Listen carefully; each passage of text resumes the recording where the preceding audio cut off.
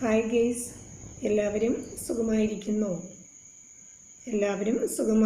എന്ന് വിശ്വസിക്കുന്നു. എല്ലാവരും സന്തോഷമായിരിക്കട്ടെ എന്ന് പ്രാർത്ഥിക്കുന്നു. ഓക്കെ, ഞാൻ ഇന്ന് പറയാൻ പോകുന്നത് കുട്ടിക്കാലത്ത് എൻ്റെ മനസ്സിനെ സ്പർശിച്ച ഒരു സംഭവമാണ്. അതായത് ഞാൻ നേരത്തെ ചെയ്തിട്ടുള്ള വീഡിയോകളിൽ ഞാൻ പഠിച്ച LP സ്കൂളിനെ കുറിച്ച് നിങ്ങളോട് സൂചിപ്പിച്ചിട്ടുണ്ടായിരുന്നു. എൻ്റെ വീഡിയോസ് കണ്ടിട്ടുള്ള കുറച്ച് പേർക്കെങ്കിലും അതിനെക്കുറിച്ച് അറിവുണ്ടായിരിക്കാം. അപ്പോഴേ ഞാൻ പഠിച്ച LP സ്കൂളിൽ നടന്ന ഒരു സംഭവമാണ് ഞാനിവിടെ സൂചിപ്പിക്കാൻ പോകുന്നത്.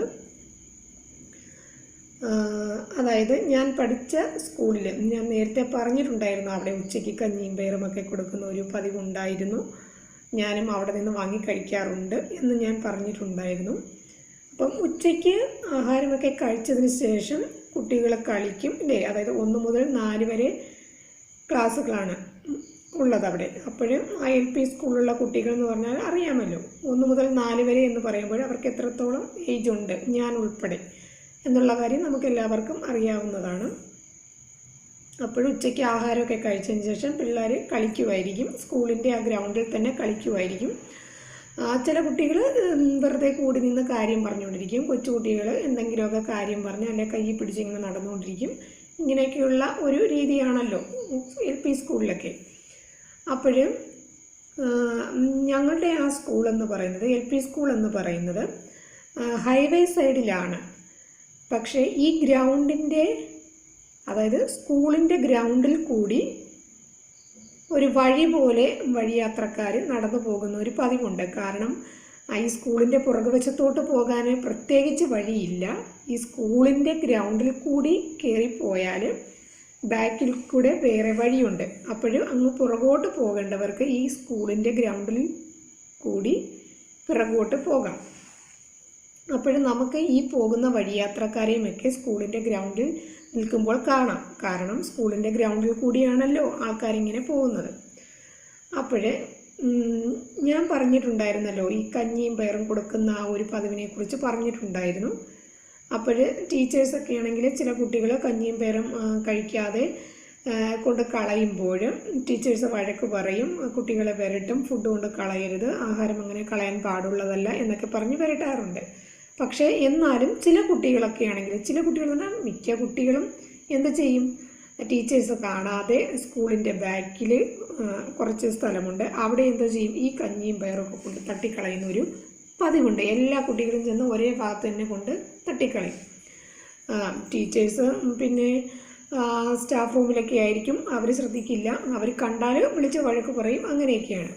അപ്പോഴും ഞാനും ഇങ്ങനെ കഞ്ഞിയും പയറൊക്കെ കുടിച്ചതിന് ശേഷം ഇങ്ങനെ നടക്കാൻ നേരം ഞാനൊരു കാഴ്ച കണ്ടു. അതായത് ഒരു ഭിക്ഷക്കാരൻ എന്ന് പറഞ്ഞാൽ അയാൾ ഭിക്ഷ യാചിച്ച് ഓരോ വീടുകളിലും കയറി ഇറങ്ങി നടക്കുന്ന ഒരു മനുഷ്യനല്ല കേട്ടോ. അതായത് ഇത്തിരി മെൻ്റലി പ്രോബ്ലമുള്ള ഒരാളാണ്. മെൻ്റലി പ്രോബ്ലമുള്ള ആളാണ് എന്ന് പറഞ്ഞാൽ ഒരു വയലൻ്റായി നടക്കുന്ന ആളല്ല, ഒരു ഡിപ്രസ്ഡായി നടക്കുന്ന ഒരു ആളെ പോലെയാണ് അന്നത്തെ കാലത്ത് എനിക്ക് തോന്നിയത്. ആ കാരണം മുഷിഞ്ഞ വേഷമാണ്, പിന്നെ കീറിയ ഡ്രസ്സാണ് ഇട്ടിരിക്കുന്നത്, താടിയും മുടിയൊക്കെ വളർന്നിട്ടുണ്ട്, കണ്ടാലേ അറിയാം കുളിച്ചിട്ടൊക്കെ ഒത്തിരി നാളായി, അങ്ങനെയുള്ള ഒരാളാണ്.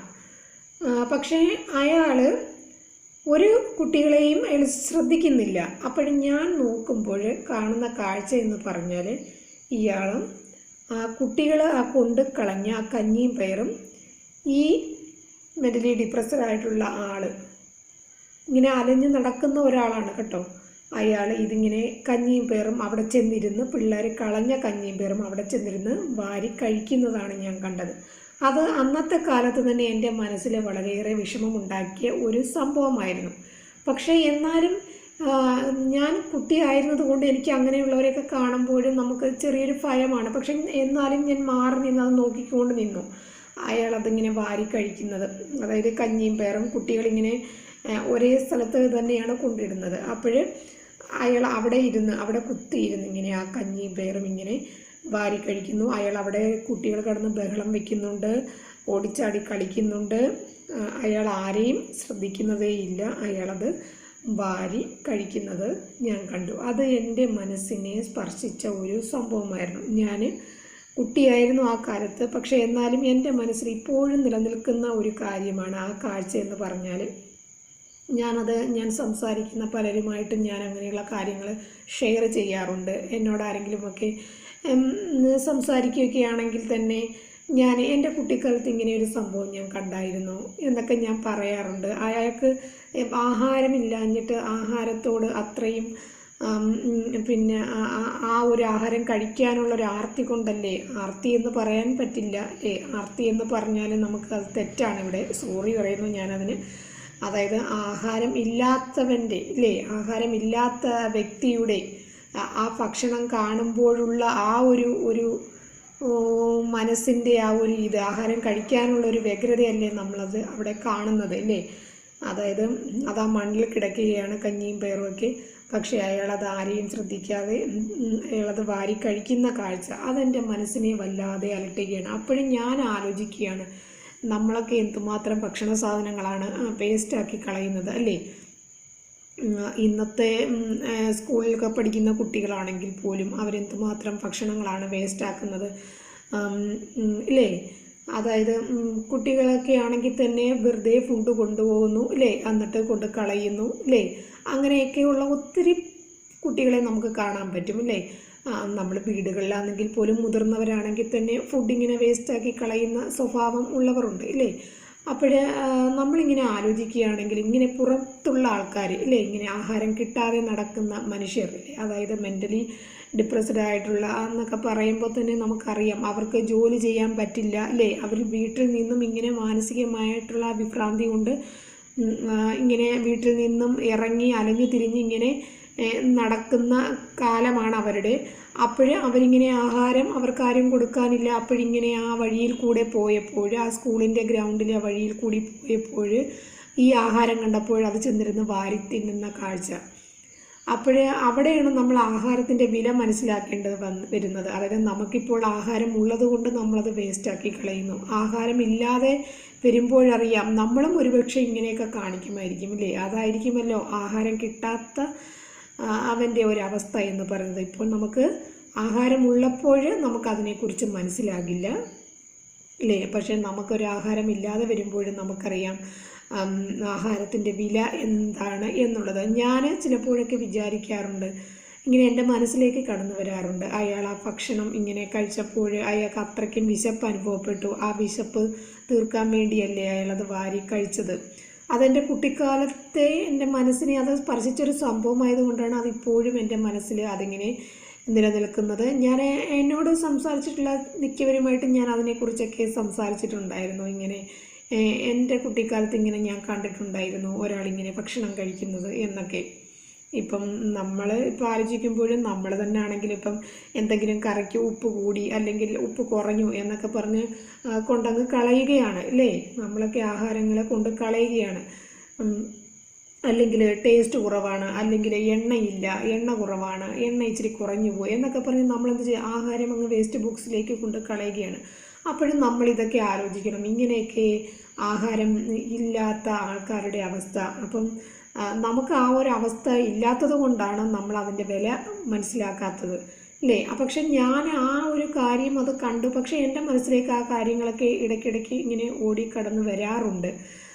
അപ്പോഴും നമ്മളിങ്ങനെ ഫുഡ് കളയുന്ന ആൾക്കാരെ കാണുമ്പോൾ നമ്മൾ ഒന്നുകിൽ അവരെ പറഞ്ഞ് മനസ്സിലാക്കണം, ഇങ്ങനെ ആഹാരങ്ങൾ ഇങ്ങനെ നമ്മൾ വേസ്റ്റ് ആക്കരുത് അല്ലേ. നമ്മൾ ഒരുപക്ഷെ ആഹാരങ്ങൾ വേസ്റ്റ് ആക്കിയാൽ ഒരു പക്ഷേ നമുക്ക് ആഹാരം കിട്ടാത്ത ഒരു അവസ്ഥ നമുക്ക് വരാനിടയാകും അല്ലേ. നമ്മൾ പിന്നെ ഇരുന്ന് ചിന്തിക്കേണ്ടി വരും, അയ്യോ എനിക്ക് പണ്ടത്തെ കാലത്ത് എനിക്ക് ഒത്തിരി ആഹാരം ഉണ്ടായിരുന്നു, എനിക്കിപ്പോൾ കഴിക്കാൻ ഒന്നുമില്ല എന്നൊക്കെ നമ്മൾ ചിന്തിക്കേണ്ടി വരും. അപ്പം നമുക്ക് ആഹാരം ഉള്ളപ്പോൾ നമുക്ക് വേണ്ടത് മാത്രം നമ്മൾ കഴിക്കുക അല്ലേ. നമുക്ക് വേണ്ട ആഹാരം മാത്രം വിളമ്പി കഴിക്കുക അല്ലേ. അങ്ങനെ ചെയ്യണം അല്ലേ. ഇപ്പം നമ്മൾ എന്തെങ്കിലും കല്യാണങ്ങൾക്കോ പാർട്ടികൾക്കോ ഒക്കെ പോകുമ്പോഴാണെങ്കിലും നമ്മൾ എന്ത് ചെയ്യണം, ഇപ്പം നമുക്ക് ഇട്ട് കഴിക്കാവുന്ന രീതിയിലുള്ളതൊക്കെ ഉണ്ടല്ലോ.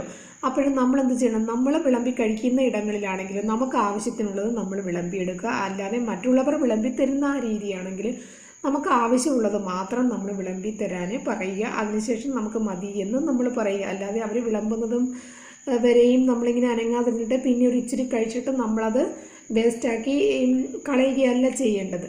അതായത് അപ്പോഴും നമ്മൾ ഇങ്ങനെയൊക്കെയുള്ള മനുഷ്യരെ കാണുമ്പോഴാണ് നമ്മളതൊക്കെ ഓർക്കുന്നത്. പിന്നെ ഞാൻ ഈ റീൽസിൽ ഞാൻ കണ്ട ഒരു സംഭവമാണ്. ഇങ്ങനെ കുറേ കൊച്ചുകുട്ടികൾ അത് വേറെ ഏതോ സ്റ്റേറ്റിലെ കുട്ടികൾ ആണെന്ന് തോന്നുന്നു. ഞാൻ നല്ലപോലെ അത് ശ്രദ്ധിച്ചില്ല, പക്ഷെ ഞാൻ കണ്ടതാണ്. അതായത് അവർ ഇങ്ങനെ ഏതോ ഒരു പാർട്ടി നടക്കുകയാണ്. അവിടെയാണെങ്കിൽ എല്ലാവരും ഈ ഡിസ്പോസബിൾ പ്ലേറ്റിനകത്ത് ഫുഡ് കഴിച്ചിട്ട് പ്ലേറ്റോട് കൊണ്ട് കളയുകയാണ് വേസ്റ്റ് ബോക്സിലോട്ട്. പിന്നെ ഭക്ഷണം കഴിച്ചതിൻ്റെ ബാക്കിയെല്ലാം ഒരു ബോക്സിലോട്ട് കൊണ്ടിടുകയാണ്, ഡിസ്പോസബിൾ പ്ലേറ്റ് കൊണ്ടിടുകയാണ്. ഈ പേപ്പർ പ്ലേറ്റൊക്കെ ഇല്ലേ അതുപോലെ. അപ്പോഴേ 2-3 കൊച്ചു കുട്ടികൾ ഇത് വാരി ഒതുക്കി മാറ്റി അവരവരുടെ ഒരു പാത്രത്തിലേക്ക് മാറ്റുന്നു. എന്നിട്ട് മാറ്റി വെച്ച് അത് കഴിക്കുന്നു. ഈ എച്ചിൽ പാത്രത്തിൽ നിന്നെടുത്ത് ഈ കുട്ടികൾ അവരുടെ പാത്രങ്ങളിലേക്ക് അവർ ശേഖരിച്ച് വെക്കുന്നു. എന്നിട്ട് കുറച്ചൊക്കെ അവർ അതിനകത്ത് നിന്നെടുത്ത് കഴിക്കുകയും ചെയ്യുന്നു. അതെന്ന് പറഞ്ഞാൽ ആഹാരമില്ലാത്തവൻ്റെ ഒരവസ്ഥയാണ് അല്ലേ. അപ്പോൾ നമ്മൾ എന്തെല്ലാം ആഹാരം ഉണ്ടായിട്ടും ഇല്ലേ, നമുക്കൊരു ഉപ്പ് കുറവാണ്, പുളി കുറവാണ്, എരിവ് കുറവാണ് എന്നൊക്കെ പറഞ്ഞ് നമ്മളെന്ത് ചെയ്യുന്നു, ഇതെല്ലാം കൊണ്ട് കളയുന്നു അല്ലേ. അപ്പം നമ്മൾ ഇങ്ങനെ ഉപ്പ് കുറവാണ്, എരി കൂടുതലാണ്, എരി കുറവാണ് എന്നൊക്കെ നമുക്ക് തോന്നുമ്പോഴും നമ്മളെന്ത് ചെയ്യണം, നമ്മൾ വിചാരിക്കണം ഇങ്ങനെ ആഹാരം കിട്ടാത്ത എത്രയോ ആൾക്കാരിങ്ങനെ നമ്മുടെ ചുറ്റുമുണ്ട് അല്ലേ. ഇപ്പം നമ്മുടെ ചുറ്റും എന്ന് പറഞ്ഞാൽ നമ്മുടെ തൊട്ടടുത്ത് തന്നെ കാണണമെന്നില്ല, ഈ ലോകത്ത് എവിടെയെല്ലാം ഉണ്ട് അല്ലേ.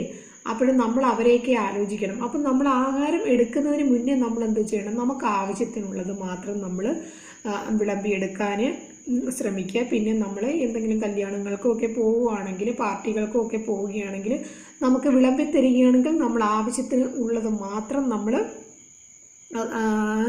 പിന്നെ എടുക്കുക അല്ലേ. ആവശ്യത്തിനുള്ളത് മാത്രം നമ്മൾ എടുക്കുക.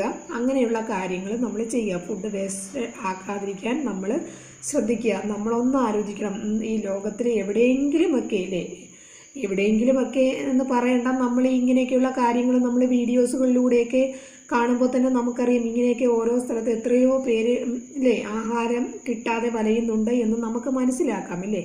അപ്പോഴും നമ്മളെന്ത് ചെയ്യണം, നമ്മൾ നമ്മുടെ വീടുകളിൽ ആഹാരം വിളമ്പുമ്പോൾ നമുക്ക് ആവശ്യമുള്ളത് മാത്രം വിളമ്പി കഴിക്കുക. അങ്ങനെ ചെയ്യുക. ഇപ്പം നമ്മുടെ വീടുകളിൽ അങ്ങനെ ഭക്ഷണം കൊണ്ട് കളയുന്ന ഒരവസ്ഥ നമ്മൾ ഉണ്ടാക്കാതിരിക്കാൻ നോക്കുക. ഇപ്പം നമ്മൾ മേടിക്കുന്ന സാധനങ്ങളാണെങ്കിൽ തന്നെയും വേസ്റ്റ് ആകാതെ പോകാതിരിക്കാനായിട്ട് നമ്മൾ ശ്രദ്ധിക്കുക. ഇപ്പം നമുക്കത് ഉള്ളത് കൊണ്ടാണ് നമുക്കതിൻ്റെ വില അറിയാത്തത്. ഇപ്പം നമ്മുടെ വീട്ടിൽ സാധനങ്ങൾ ഇല്ലാതെ വന്നാലേ നമുക്കതിൻ്റെ വില അറിയാനേ പറ്റുകയുള്ളൂ. അപ്പോഴേ എല്ലാവരും അത് ശ്രദ്ധിക്കേണ്ട കാര്യമാണ്. അപ്പം ഞാൻ ആദ്യം സൂചിപ്പിച്ച ആ സംഭവം, LP സ്കൂളിലെ സംഭവം എന്ന് പറഞ്ഞാൽ കുട്ടിക്കാലത്ത് എൻ്റെ മനസ്സിൽ തട്ടിയ ഒരു സംഭവമാണ്. അത് ഞാൻ നേരിൽ കണ്ട ഒരു സംഭവമാണ്. അത് ഇപ്പോഴും എൻ്റെ മനസ്സിൽ ഉണ്ട് ആ സംഭവം. അപ്പോഴും ഞാനിത് ഇങ്ങനെ ഈ ഒരു റീൽസിനകത്ത് ഇങ്ങനെ ഒരു സംഭവം ഞാൻ കണ്ടു. അത് ആരോ അത് റീൽസായിട്ട് ഇട്ടയാണ്, ആ സംഭവം വീഡിയോ പിടിച്ചിട്ട് ഇട്ടതാണ്. അല്ലാതെ റീൽസിലാരും അഭിനയിച്ച് കാണിക്കുമല്ല കേട്ടോ. ഇങ്ങനെ കൊച്ചു കുട്ടികൾ വേസ്റ്റ് ബോക്സിൽ നിന്നും ഈ പേപ്പർ പ്ലേറ്റിലെ ആഹാരം എടുത്ത് മാറ്റി അവർ ശേഖരിച്ച് വെക്കുന്നതും പിന്നെ ആ എച്ചിലെടുത്ത് കഴിക്കുന്നതുമൊക്കെ ഞാൻ ഇങ്ങനെ ഈ വീഡിയോസിലൂടെയൊക്കെ കാണുമ്പോൾ ഞാൻ എൻ്റെ മനസ്സിലേക്ക് കടന്നു വരാറുണ്ട്. ഞാൻ കുട്ടിക്കാലത്ത് ഇങ്ങനെ ഒരു സംഭവം ഞാൻ കണ്ടല്ലോ എന്ന് ഞാൻ ആലോചിക്കാറുണ്ട്. അപ്പോഴും നമ്മൾ ആലോചിക്കുക, നമ്മൾ എന്തുമാത്രം ആഹാര സാധനങ്ങളാണ് വേസ്റ്റാക്കി കളയുന്നത്. അപ്പം നമ്മൾ നമ്മുടെ വീട്ടിലുള്ളവരെയും പറഞ്ഞ് മനസ്സിലാക്കാനായിട്ട് ശ്രമിക്കുക. അപ്പോഴും അങ്ങനെ എന്നിട്ട് നമുക്ക് ഉള്ള ആഹാരമില്ലേ, നമ്മളില്ലാത്ത ഒരാളുമായിട്ട് പങ്കുവയ്ക്കുക അല്ലേ.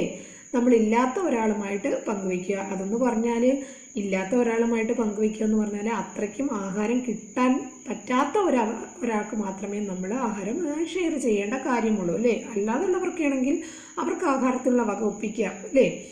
അപ്പോൾ നമ്മൾ അങ്ങനെയുള്ളവർക്ക് വേണ്ടി ഒത്തിരി ആഹാരം മാറ്റി വെച്ച് അല്ലേ, അങ്ങനെയൊക്കെ ഉള്ള കാര്യങ്ങൾ, നല്ല കാര്യങ്ങളൊക്കെ ചെയ്യുക. അപ്പോഴും ഇന്നത്തെ എൻ്റെ ചിന്താവിഷയം ഇതായിരുന്നു. അതായത് ഇത് എനിക്ക് നിങ്ങളുടെ മുന്നിലൊന്ന് പറയണമെന്നുണ്ടായിരുന്നു. എൻ്റെ കുട്ടിക്കാലത്തുണ്ടായ ഒരു സംഭവം നിങ്ങളുമായിട്ട് ഷെയർ ചെയ്യണമെന്നുണ്ടായിരുന്നു. അപ്പം ഞാൻ ഒരു റീൽസിൽ ഇങ്ങനെ ഒരു സംഭവം ഞാൻ കണ്ടപ്പോൾ എൻ്റെ മനസ്സിലേക്ക് പിന്നെയും ആ LP സ്കൂളിൽ നടന്ന സംഭവം കടന്നു വന്നു. അപ്പോഴും നിങ്ങളുമായിട്ട് ഷെയർ ചെയ്യണമെന്ന് ഞാൻ ആഗ്രഹിച്ചു. ഓക്കെ, അപ്പോൾ ദൈവം നമുക്ക് ഒരു ബുദ്ധിമുട്ടും ആഹാരത്തിന് ഉണ്ടാക്കാതിരിക്കട്ടെ. അതുപോലെ നമ്മൾ ആഹാരം വേസ്റ്റ് ചെയ്യാൻ ഇടയാക്കരുത് അല്ലേ. പിന്നെ നമുക്ക് ആർക്കെങ്കിലുമൊക്കെ ഇങ്ങനെ ഒട്ടും ആഹാരം കഴിക്കാൻ പറ്റാത്തവർക്ക് നമുക്ക് നമ്മളാൽ കഴിയുന്ന ആഹാരം നമുക്ക് എത്തിക്കാൻ പറ്റുന്ന ഒരു സാഹചര്യം ദൈവം നമുക്ക് ഉണ്ടാക്കി തരട്ടെ. ഓക്കെ, എല്ലാവർക്കും നല്ലത് വരട്ടെ എന്ന് ആശംസിക്കുന്നു, പ്രാർത്ഥിക്കുന്നു. എല്ലാവർക്കും ശുഭരാത്രി നേരുന്നു. Okay, thank you.